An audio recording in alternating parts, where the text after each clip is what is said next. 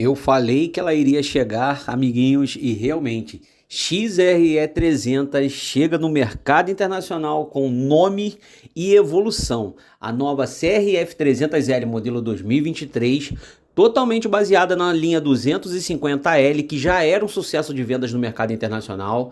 A Honda apresentou em vários mercados, descontinuando praticamente a XRE nesses locais, a nova CRF 300L com uma nova queridinha que realmente irá substituir a XRE nesses países. Será que o Brasil vai também entrar com a nova CRF 300L, substituindo a famosa XRE, que o pessoal fala aí quebra-cabeçote, né? Tem muita coisa se fala sobre a XRE aí, né? E a gente vai estar trazendo esse tema hoje para vocês. Então a nova 300, tá, pessoal? Ela é uma moto que traz diversas melhorias em relação ao modelo anterior. Com um motor muito mais potente, um chassi mais leve do que o seu modelo antecessor.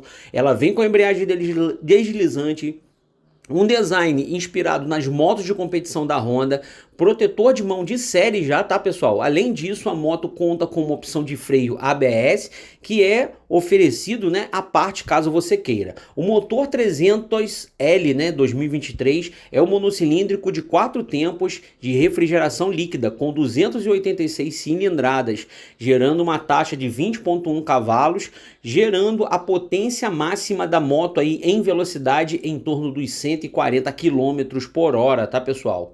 Ela é uma da moto que consegue rodar muito bem na sua aceleração da última marcha, porque tem um motor adaptado realmente para que você consiga ter uma força final de velocidade, mas que o motor também não tenha muito desgaste, tá? O chassi da moto é feito em aço semiduplo, tá?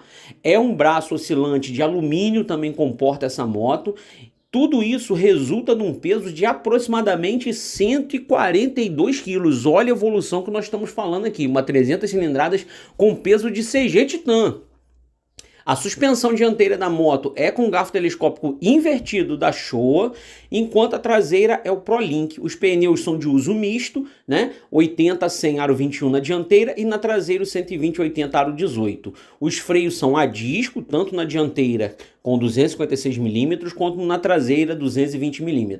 O design da moto é muito agressivo, a moto possui uma carenagem e uma aerodinâmica que deixam a XRE muito aquém, né, do que o mercado realmente pede. Eu sou muito fã dessa 300, inclusive o mercado argentino também começa uma evolução, pode-se dizer que eu acho queira, né, que isso aconteça. Essa 300 também deve estar chegando no mercado argentino e no mercado brasileiro. Na Argentina nós continuamos com a XR 250 Tornado, XR 150L e XR 190L.